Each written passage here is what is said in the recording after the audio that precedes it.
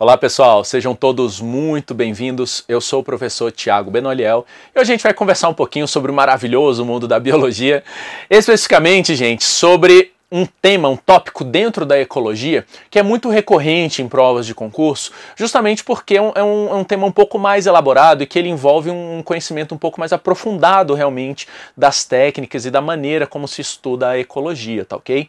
Então nosso assunto de hoje é conversar um pouquinho sobre dinâmica. Ou seja, essa mudança, né, essa continuidade, esse movimento, né, que existe dentro das populações e também das comunidades. Então a gente vai ver um pouquinho da dinâmica de populações e como ocorre a dinâmica a comunidade de um local, que é um fenômeno chamado de sucessão ecológica, certinho? A gente vai entrar aí nesses dois tópicos, né, que refletem a ideia de como as populações e as comunidades se modificam ao longo do tempo, como ocorre essa modificação, como ocorre esse movimento deles. Beleza? Bom, indo então para a nossa apresentação de hoje, a gente pode começar aí falando um pouquinho sobre a definição de população, né? Então, gente, é super importante estar na cabeça de vocês que uma população biológica nada mais é, né, do que o conjunto dos indivíduos ali de uma espécie que convivem naquele local. Então, assim, não é a espécie toda. Então, por exemplo, a gente tem uma população numa cidade, que é aquela população. Aí você tem uma outra população do outro lado do mundo de humanos. É outra população, gente. Eles não estão convivendo, né? Estão numa situação diferente, né? Então, as populações, elas são delimitadas pelo ambiente, né? Então, se elas convivem no mesmo ambiente, se elas têm trocas, se elas reproduzem entre si, se elas têm realmente um contato real, né, uma vivência real, essa população, ela é uma população definida. Agora, se eu tenho dois grupos e esses dois grupos eles não têm contato, ou se o contato deles é muito restrito, então acaba realmente não havendo ali a troca necessária, dois grupos da mesma espécie, eu tenho duas populações distintas, tá ok? Então é super importante ter essa noção na cabeça. O habitat, o local aonde vive, né, aquela espécie vai definir aquela população, vai definir a sua limitação, beleza? Bom, indo para a nossa apresentaçãozinha, ó, dá pra gente ver alguns exemplos aí, né?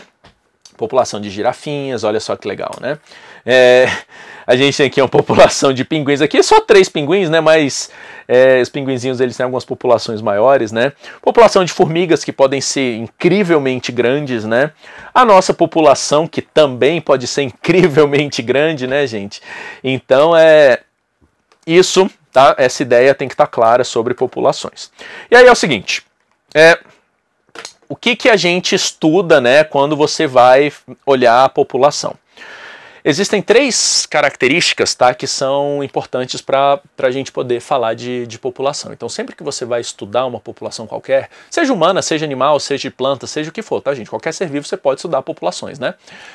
Existem 3 parâmetros que são geralmente analisados inicialmente para você ter uma noção daquela população e a partir deles você pode começar a fazer estudos mais aprofundados, tá bom? Então 3 parâmetros principais.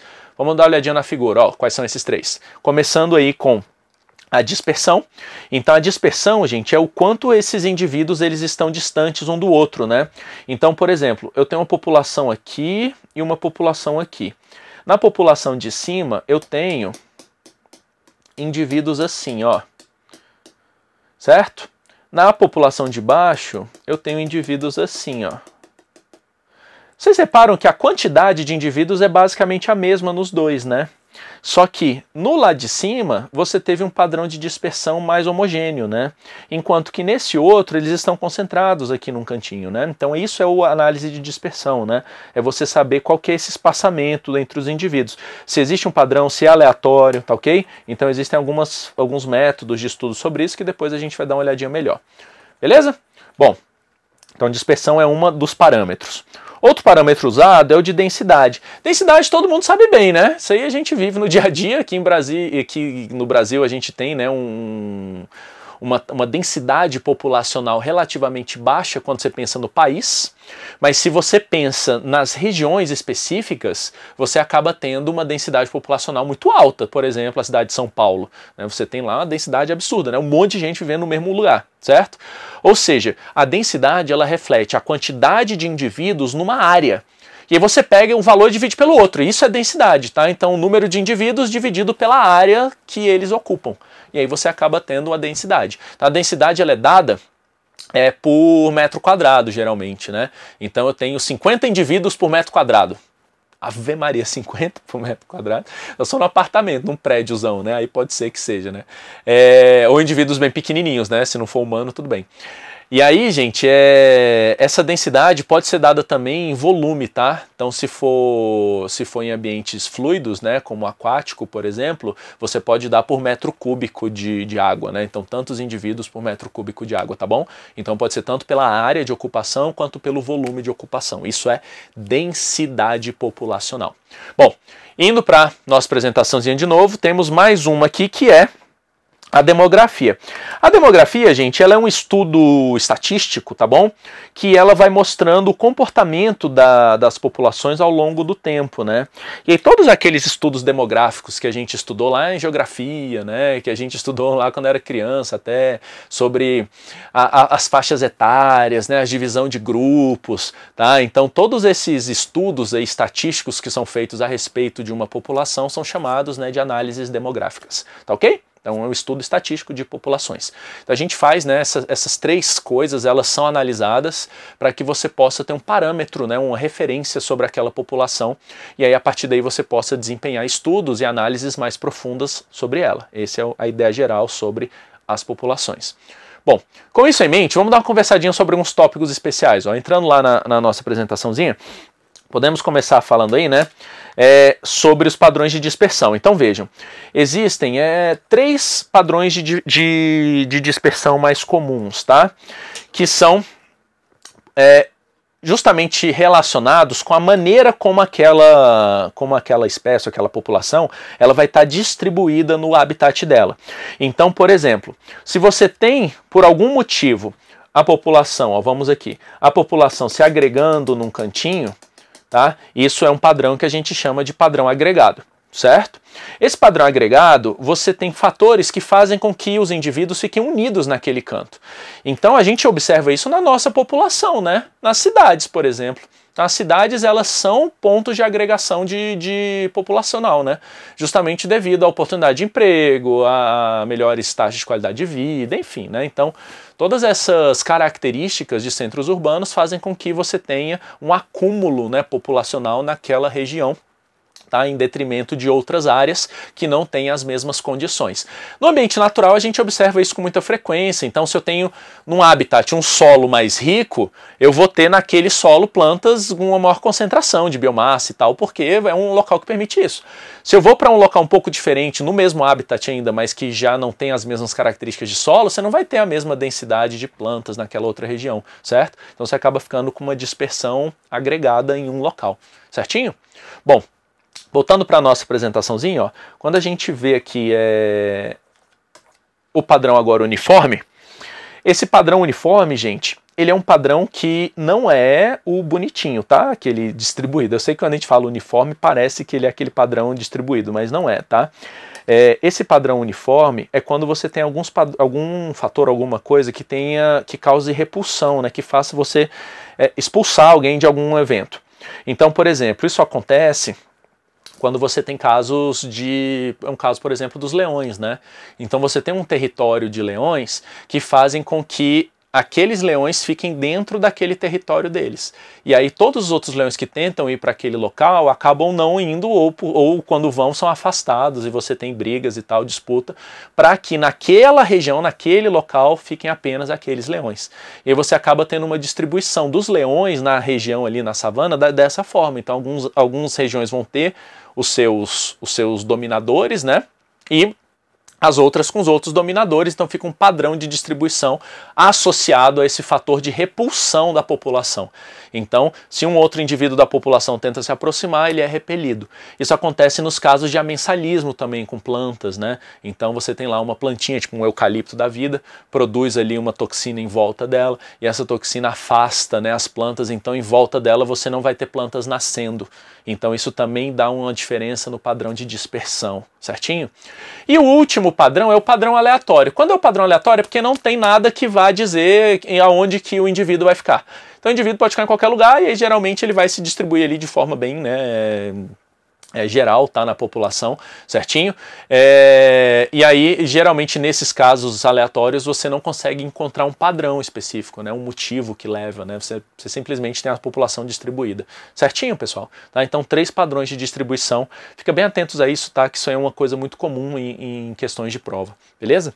Bom, voltando aí para a nossa apresentaçãozinha, a gente pode agora conversar um pouco sobre a dinâmica mesmo. Então, entrando em dinâmica populacional, a história é o seguinte: a gente precisa entender, né, o que faz a densidade populacional mudar. Então a densidade ela tem um valor. Então tem 50 indivíduos por metro quadrado, certo? E aí, passou um ano, eu tenho agora 60 indivíduos por metro quadrado. Então o que aconteceu nesse período de um ano, né? Por que antes eu tinha 50 e agora eu tenho 60 indivíduos, né? Então qual que foi aí o sistema que fez com que aumentasse a minha população, aumentasse a minha densidade, certo? Então, quando a gente analisa essa dinâmica, essas mudanças na densidade populacional, a gente basicamente está falando sobre 4 grandes fenômenos. Nós estamos falando sobre os fenômenos de nascimento e morte, certo? Então, ao longo do tempo, numa população, indivíduos nascem, indivíduos morrem, certo? A taxa de nascimento, ela é chamada taxa de natalidade, certo? A taxa de natalidade é a quantidade de indivíduos que nascem num determinado tempo numa população. Então, no Brasil, nascem 50 mil indivíduos por ano. Estou chutando, tá? É só totalmente aleatório esse número, só um exemplo. Então, sei lá, nasce 50 mil indivíduos por ano. Então, esse é a taxa de nascimento, certo? E morrem 40 mil indivíduos por ano. Então está nascendo 50, está morrendo 40. Ou seja, nós estamos tendo uma taxa de crescimento aí, gente, de 10 mil indivíduos por ano. Sacaram a ideia? Porque eu tenho a taxa de natalidade menos a taxa de mortalidade. E aí isso dá exatamente o quanto você tem de indivíduos a mais na população. Certinho? Só que assim, numa população, você não tem só os nascendo e morrendo, você tem ainda os fluxos. E esses fluxos migratórios tem tanto indivíduos chegando na população quanto indivíduos saindo da população, né? Então a chegada e saída também afeta a densidade. E aí isso também é considerado. Então a quantidade de indivíduos que entram na população, a quantidade de indivíduos que saem da população. Em cálculos mais simples populacionais, mais teóricos, né, um pouco mais gerais, muitas vezes as taxas de fluxo migratório elas são desconsideradas para efeito de análise, para estudos gerais, tá? Na ecologia isso é bem comum, então várias equações de crescimento populacional que vocês forem procurar, vocês vão ver que as taxas de fluxo migratório às vezes não são consideradas. Porque isso é uma variável muito mais complexa, né, na análise, né? Então muitas vezes a taxa de crescimento ela é dada apenas pelos indivíduos que estão nascendo e morrendo, né? Então a taxa de mortalidade e a taxa de natalidade, certinho? Uma diferença que é importante ressaltar, quando eles usam o termo per capita, é pelo total da população. Então você pega a taxa de indivíduos que nasceu naquela população num período de tempo dividido pela população. Certinho? Então, por exemplo, a cada 1000 habitantes nasce 10 indivíduos por ano. Certo? Então você está dando um dado de indivíduos que nascem por tempo, por ano, por habitante, no caso a cada 1000 habitantes, certinho? Então isso já é uma taxa de natalidade per capita. A mesma coisa vale para a de mortalidade, tá? Você divide pela população, você fica com a taxa de mortalidade per capita, beleza? E aí a taxa de crescimento é dada pelo somatório dessas todas aí. Natalidade e imigração, que são os indivíduos que vêm, né, para a população, que entram na população, você vai somar. As taxas de mortalidade e de emigração, os indivíduos que saem da população, você vai subtrair. E aí, somando, subtraindo, você vai ter uma taxa, essa é a taxa, né, a taxa de crescimento populacional. Tá ok? É possível, em alguns casos, você ter uma razão de crescimento populacional. Aí, no caso dessa razão, muitas vezes o pessoal pega essas taxas, né, por exemplo, de crescimento total e faz uma razão entre os que nascem e os que morrem, para você ver qual que é o ritmo, né, de crescimento. Então, se eu pego a taxa de natalidade e divido pela de mortalidade, você tem uma noção. Porque se esse número for menor do que 1, A der um valor menor do que 1, quer dizer que está morrendo mais gente do que nascendo. Se for um número maior do que 1, aí quer dizer que está nascendo mais gente do que morrendo. Se você faz simplesmente pela subtração, você também vai ter esse resultado. Só que no caso da soma e subtração, quando dá um valor positivo, é o número de indivíduos que está crescendo, então a população está aumentando. Quando dá um número negativo, quer dizer que está morrendo mais, né? Então ela está diminuindo. Certinho? Tá? Então, só um geralzão assim sobre diferentes taxas, tá, de crescimento e análises que podem aparecer, só para vocês não ficarem muito perdidos quando cair isso numa prova, tá bom? Então apareceu numa prova taxa, coisa de crescimento, sempre vão ser essas variáveis analisadas. Natalidade, mortalidade, imigração, emigração, beleza? E aí a soma disso tudo aí vai dar a taxa de crescimento da população. Muito bem. Voltando então para a nossa apresentação, eu botei essa relação para vocês aqui embaixo, tá bom? Então a mudança, né, aqui do crescimento populacional, tá, ela é relacionada, né, a esse somatório geral, né, sendo que a taxa em si ela pode ser dada, né, de várias formas, entre elas assim também, somando, subtraindo, ou até fazendo uma razão, né, entre essas variáveis. Beleza. Bom, com isso em mente, a gente pode dar uma analisada nessa questão do crescimento populacional, tá, gente? Então vamos dar uma olhada nesse gráfico. Galera, eu sei que gráfico às vezes dá uma mexida aí, né, quando a gente olha assim, mas esse aqui vai ser fácil de entender. Olha só, gente, toda população, ela tem um potencial biótico. O que é isso? Potencial biótico é o máximo de reprodução que uma população pode ter. O máximo, tá? Ou seja, ela vai reproduzindo assim exponencialmente, é o que vai, sacou? Tipo, seu limite teórico de reprodução ilimitado. Esse é o nosso chamado potencial biótico, beleza? Quando você descreve o potencial biótico matematicamente, ele dá numa equação exponencial. E aí a curva que a gente tem desse potencial biótico é exatamente a figura ali no gráfico. Então dando uma olhadinha lá nela, ó. Aquela figura no gráfico em azul. Tá? Então essa linha azul aqui é justamente o potencial biótico aí da população, né? Ó, ela vem assim, né? Estão vendo que é um crescimento exponencial, né? Ele começa ali e vai e vai embora, não tem limite, né? Então isso é o nosso potencial biótico, tá ok? Só que assim, gente, ninguém reproduz no máximo que dá conta, né? Isso não existe, né? Então, existem inúmeros fatores que afetam esse crescimento teórico nosso.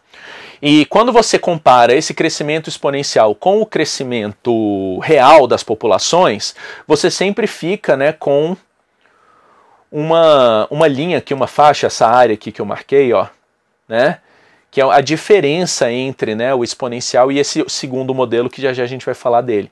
Então, por que a população ela não cresce 100%, ela não atinge o seu potencial máximo?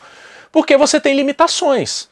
E essas limitações, elas são ambientais mesmo. Falta de nutriente, falta de espaço, competição, enfim, você tem uma gama de fatores que podem afetar isso, né? E esses fatores podem ter uma relação direta com a densidade, então à medida que a população vai crescendo, algumas coisas vão se tornando mais escassas, então, por exemplo, a competição por alimento, isso vai aumentando, né? Se você vai tendo uma população mais densa, né? E outros que são independentes da população, tá? Como é a própria questão ambiental, né? Fatores mais externos, eles podem também limitar esse crescimento populacional, tá? Doenças, enfim. Então, assim, quando você analisa a comparação de o potencial máximo nosso de crescimento com o que realmente, como realmente as populações crescem, você vê que existe essa diferença, e essa diferença toda é dada como uma resistência ambiental. Então, a resistência ambiental é exatamente esse ponto aí onde a gente não conseguiu crescer, é o quanto a gente não conseguiu crescer entre o real e o máximo possível. Sacaram a ideia? Tá? Então todo esse espaço entre o real e o máximo é dado como uma resistência ambiental. Bom, então assim, quando você faz a descrição de um crescimento populacional, a curva exponencial ela nunca vai bater perto da real, nunca. Tá? Isso em situações extremamente específicas, durante momentos muito específicos ela pode acontecer, mas durante o crescimento todo mesmo, assim, durante um prazo maior, com certeza ela não vai se manter, certinho? Então dessa forma, a gente acabou criando um segundo modelo, que é um modelo mais próximo do que geralmente acontece com as populações. E aí esse modelo foi chamado de modelo logístico. Quando a gente olha lá na nossa figura de novo, ó, a gente tem o modelo logístico aqui, sendo dado pela curva em vermelho. certo? Então essa curva em vermelho, ela mostra um comportamento muito mais real das populações, tá? Geralmente, tá, gente, a curva real mesmo, ela não é assim, né? Ela não vai ser tão bonitinha, ela dá umas vaciladas, né? Então tem umas curvas real que passa e desce, tem umas curvas reais que elas são menores do que devia, enfim. Então, assim, esse aqui é um modelo também, tá bom? É um modelo chamado crescimento, né? Um modelo logístico. A grande diferença para esse outro modelo é que você admite um tamanho máximo populacional que é dado pela resistência ambiental. Então, a gente define ali, analisando, né, as condições ambientais, qual que é o máximo que aquele ambiente suporta daquela população. E esse valor é dado como essa constante K. Então o K, ele representa exatamente esse máximo, a capacidade máxima que aquele ambiente suporta. Beleza? Nesse caso ele deu um exemplo ali de 1.500 indivíduos, então 1.500, certo? Então, quando você estabelece esse ponto, aí você consegue fazer essas curvas que acabam se tornando curvas sigmoidais, né? Essas curvas que elas crescem e depois alinham num platô, né? Então elas chegam no limite máximo ali e a população estabiliza, ela não para, ela não cresce mais, né? Quando os nutrientes vão efetivamente acabando de uma população real, a maioria das vezes ela decai, tá? Porque aí você vai saturando, né? E eventualmente a população começa a decair um pouco, tá? Isso é muito comum com micro-organismo e tal. Mas a dinâmica geral das populações é isso. E essa logística, essa análise logística, ela consegue dar uma estimativa mais real de como a população realmente se comporta. Certinho? Tá? Então, tentem lembrar desses modelos, isso cai bastante em prova e o pessoal gosta de falar do potencial biótico, do porquê que ele não é atingido, então ele não é atingido pela resistência ambiental, e aí você tem um limite máximo que o ambiente pode, né, aguentar daquela população, e aí esse valor foi dado aí com esse valor de K, isso é uma coisa que você pode definir, e aí você consegue fazer uma curva de crescimento populacional mais próximo da curva real daquela população. Beleza? Bom, indo então para a nossa imagem de novo, ó. Então, com isso, eu acredito que a gente consiga realmente ter uma noção mais real aí, né? De como analisar as populações, tá? Então, fica de olho nos gráficos, fica de olho, né, na lógica geral dessa dinâmica populacional. Beleza, meninos? Com isso aí em mente, a gente pode agora falar sobre um outro fenômeno também de mudança, mas agora não mais numa população, agora em uma comunidade. Então, assim, gente, as populações mudam, né? E à medida que elas vão mudando, você vai tendo uma mudança global no ecossistema como um todo. Tá? Então as comunidades mudam, o ecossistema muda. Isso por conta de mudanças ambientais, por mudanças de inúmeros fatores, né, que estão associados. E aí, no fim das contas, você tem uma espécie de padrão de mudanças de comunidades em algum ambiente que ele está sendo colonizado. Ou seja, um ambiente onde aconteceu alguma coisa e aí naquele ambiente não tinha nenhuma espécie antes dele. Então, se não tem nenhuma espécie e a gente vai colonizar esse novo ambiente, as populações, as comunidades, elas costumam se comportar de uma forma bem padronizada ali, mais ou menos, né? E aí esse fenômeno na colonização de um ambiente e a evolução dessa comunidade neste ambiente, a gente chama de sucessão ecológica, tá ok? Ela é bastante padrão e você tem dois tipos de sucessão ecológica, primária e secundária. A diferença básica é que na primária, aquele local onde está ocorrendo a sucessão, ele não tinha vida antes, nenhuma. Tá? Então, por exemplo, rochas lisas, né? Depois de uma erupção vulcânica, onde você eliminou tudo absolutamente e foi criada aquela camada nova de rocha, você tem um novo evento de colonização e tal. Então esses locais assim, uma glaciação, às vezes. Então, esses locais assim, você tem uma sucessão ecológica primária. Quando você tem apenas uma devastação da área, uma extinção na área, mas você não destrói o solo, você não afeta a estrutura que tinha antes ali, você vai ter um evento de sucessão ecológica secundária. Então, por exemplo, se tem uma queimada muito forte, mata tudo, né? As plantas, os animais, morre todo mundo. Mas o solo se mantém. E aí você vai ter um novo evento de sucessão ecológica, que nesse caso é bem mais rápido. Tá? Então a grande diferença é a velocidade mesmo e o tipo de indivíduo que coloniza no início. Então no primeiro caso, na sucessão ecológica primária, os indivíduos têm que ser mais robustos, eles têm que ser com uma característica mais específica. No caso da secundária, é possível indivíduos um pouco mais já diferentes conseguirem fazer a colonização e você ter ali uma evolução mais rápida dessa sucessão. Beleza? Indo então para a nossa figurinha, ó. a gente consegue ver aí, né, as principais características, tá, de uma sucessão ecológica. Então, ele é um processo que é ordenado, tá bom? Por isso que é estudado dessa forma, né? Existe uma sequência lógica, né? Vai acontecer, claro, em resposta ao que tem no meio ambiente. Então, o ambiente ele é o que direciona, né, isso daí, o fluxo das espécies. A espécie que coloniza inicialmente é chamada de pioneira. Tá? Então, as espécies iniciais nesse ambiente é uma espécie pioneira. E quando você atinge o ápice, né, o equilíbrio naquela comunidade, você chama isso de comunidade clímax, tá? As comunidades clímax, elas têm um equilíbrio entre elas, né? Então ela se mantém mais estável com o tempo, desde que não haja grandes mudanças ambientais e tal, elas vão se manter estáveis, né? E aí é exatamente, né, os exemplos que a gente viu, tá, de primária e secundária. Vamos ver aqui um caso de primária, onde você tem uma rocha nua, e aí depois uma colonização pioneira, e percebam, gente, que os líquens são geralmente os primeiros aí para esse tipo de ambiente, tá? Por que líquens? Porque líquens são associação com alga e fungo, né? E eles sozinhos conseguem colonizar qualquer ambiente porque a alga é autotrófica, então produz o alimento, e o fungo auxilia na obtenção de nutrientes, então ele acaba dando um suporte bom para ambientes onde não tem nada, né? Ou não tem o que ele comer e tal. Então eles conseguem produzir o próprio alimento. A partir daí você vai ter a introdução de musgos e herbáceas. Depois podem surgir algumas herbáceas perenes e gramíneas. Aí com o tempo você pode ter a formação de algumas árvores, certo? Arbustos e tal. Até você chegar efetivamente à formação de uma comunidade clímax, onde você tem um equilíbrio, né, dentro dessa comunidade. O tempo ele é muito relativo. Algumas sucessões primárias podem demorar centenas de anos para acontecer, tá? Alguns milhares talvez. Algumas sucessões ecológicas secundárias podem ser bem mais rápidas, 100 anos, 200 anos, você já ter realmente ou atingir ali uma comunidade clímax, certinho? Então isso varia bastante. E nem sempre você vai atingir um clímax com floresta, né? Porque sempre dá essa ideia de que a floresta é o clímax, né? Mas nem sempre, tá? Você pode ter, dependendo das condições ambientais, variações disso, tá? Então esse é o fenômeno básico aí de sucessão ecológica. Bom, entendido isso, a gente pode fazer dois exercíciozinhos aqui, só para fechar esse assunto. Então vamos lá. Uma aí da Sabesp, lá de São Paulo, né? Para biólogo.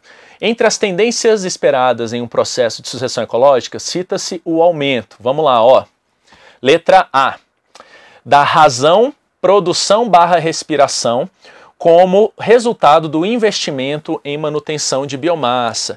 Gente, ele está dizendo que a produção vai se tornar maior do que a respiração ao longo de uma sucessão ecológica. Isso está errado, é o contrário. Porque à medida que os indivíduos vão se tornando com maior biomassa, eles acabam aumentando a respiração. Então essa razão acaba sendo diminuída, tá, com o tempo. Então os líquens, por exemplo, têm uma alta razão dessa, e aí isso vai sendo reduzido. A B. Do número de interações interespecíficas em virtude do aumento do número de indivíduos. Interespecíficas não, porque interespecíficas é entre espécies diferentes, né? Isso ocorre por conta do aumento do número de espécies e não de indivíduos. Na C, da energia direcionada à reprodução, visto que o tamanho dos indivíduos tende a aumentar. Gente, quando aumenta a energia para reprodução, o tamanho dos indivíduos diminui. Quando o tamanho dos indivíduos aumenta, a energia que é para reprodução diminui. Ou seja, um é oposto ao outro. Esse fenômeno é chamado de trade-off, eu botei para vocês, tá? Então, trade-off, ele não permite que os dois cresçam juntos, né? Então é um ou outro, tá ok? É o detrimento, né? Você tem que fazer uma coisa em detrimento da outra, certinho? Então essa aí tá errada também. Na D, da exportação de material, uma vez que há maior quantidade de biomassa no sistema. Não, tá, gente? Com a medida que você vai atingindo, né, as comunidades clímax, a exportação reduz, né? Ela vai se equilibrando, né? E a E, da diversidade de espécies, refletindo tanto o aumento de riqueza como de equitatividade, exatamente, né? Numa sucessão ecológica é isso que acontece, certinho? Próximo aí para fechar, ó, a da UFF. Em ecologia, o estudo das populações cuja curva é do tipo sigmoide, né? Tá essa curvinha bonitinha, né, que a gente viu, flip. Segundo a equação de Pearl, alcança um limite superior que é representado pela constante K. Então o K representa o máximo ali, o limite, né? Essa linha aqui, né, que a gente define. Então esse K ele corresponde, né? A curva de crescimento real. Não, gente. B, a capacidade máxima de suporte do ambiente. Perfeito, é isso, né? O K é o máximo que aquele ambiente consegue suportar, então você define ali, né, o limite da população, certinho?